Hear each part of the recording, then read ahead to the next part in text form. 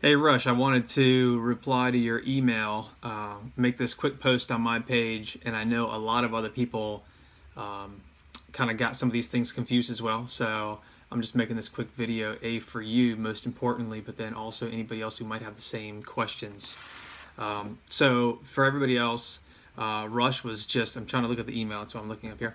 Rush was just asking me again about the refis.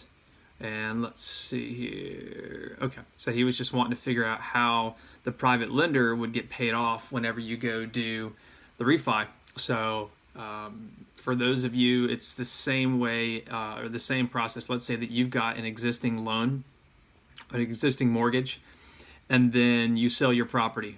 The next person who then takes a loan, their lender pays off your current lender, so your balance is cleared out, and then of course now they have a new loan, and if there's anything left over, you walk with the cash.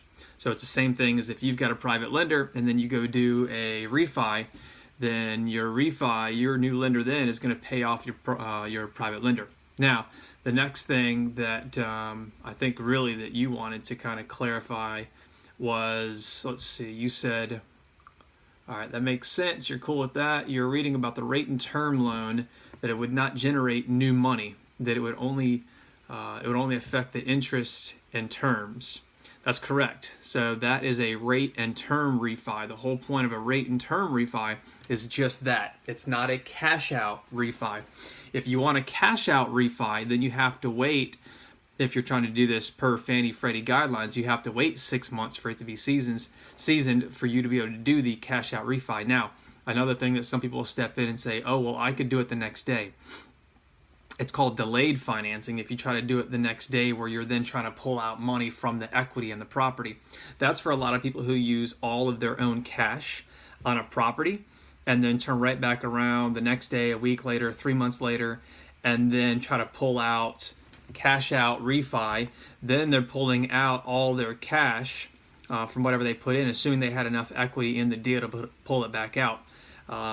If you're just trying to work the way I am, where I don't want to have any of my cash invested in the property, especially if I'm doing a rehab and whatnot, and then I want to do the rate and term refi right away, then I can use other people's money for the purchase of my property, for all the fees, for the rehab cost, and then I can do a rate and term refi, assuming that I have enough equity still in the deal. And then I'm basically just trying to get out of the deal without having any money into the deal. I'm not trying to do a cash out refi. I'm not trying to make money from a deal. Now, the slight caveat there is, you've probably seen before, hey, I left with a small check or something like that. Not the one from yesterday, I'll explain that later, but like a very small amount. If you do a rate and term refi, you're allowed up to $2,000, 2%, or up to $2,000 max, and that's through Fannie Freddie guidelines, that you're allowed up to that amount, which then would pay for your closing.